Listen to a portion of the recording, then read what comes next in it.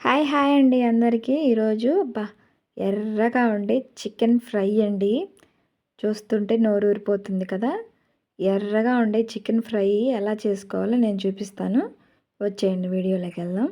ముందుగా మనం బాగా శుభ్రం చేసి పెట్టుకున్న చికెన్ ఒక గిన్నెలోకి తీసుకొని మనం బాయిల్ చేసి పెట్టుకోవాలి.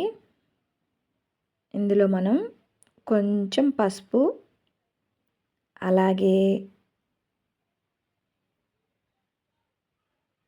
ఇంకేముంటుందండి, మెయిన్ ఇంగ్రీడియంట్ అల్లం వెల్లుల్లి పేస్ట్, అలాగే కొంచెం ఉప్పు వేసుకొని మనం మూత పెట్టేసుకుని అందులో నుంచి వచ్చిన వాటర్ తోటే ఉడికిపోతుందండి.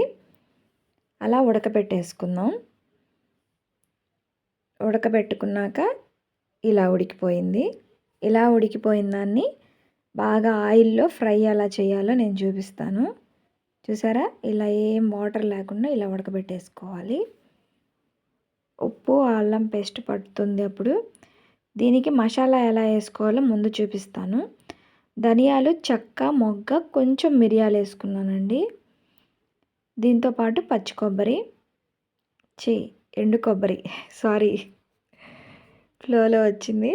అలాగే అది కొంచెం మిక్సింగ్ అయ్యాక మనం చిన్నుల్లిపాయ వేసుకొని పక్కన పెట్టేసుకోవాలి.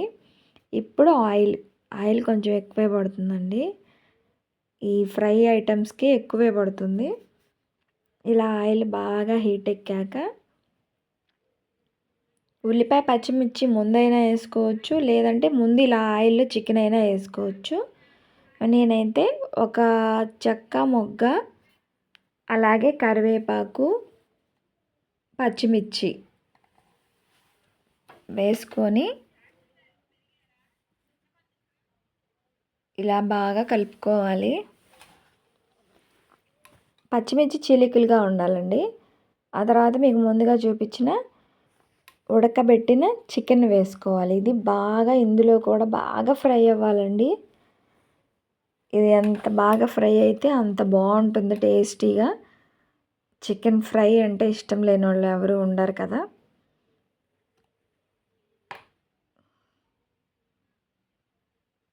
ఇందులో వేసుకునే మసాలానే హైలైట్ అండి దీనికి. ఇలా బాగా ఎర్రగా వేగాక మనం పసుపు అన్నీ ముందే వేసేసుకున్నాం కాబట్టి కొంచెం కారం మీరు తినేదాన్ని బట్టి వేసుకోండి. అలాగే మీకు ముందుగా చూపించాను కదా మసాలా పేస్ట్, అది కూడా వేసేసి కలిపేసుకోవడమేనండి. చూస్తుంటేనే నోరూరిపోయే చికెన్ ఫ్రై.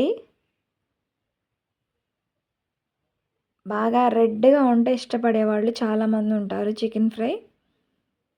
అబ్బా, వాసనకి నోరు ఊరిపోతుంది గుమగుమలాడుతూ. మనం ఆ మసాలా వేస్తేనే చాలండి, గుమగుమలాడిద్ది. ఫైనల్గా కొంచెం కొత్తిమీర. Ready chicken fry. ఎవరికైనా తెలియకపోతే ఈ వీడియో చూసి ట్రై చేయండి. నచ్చితే లైక్ చేయండి. Thank you.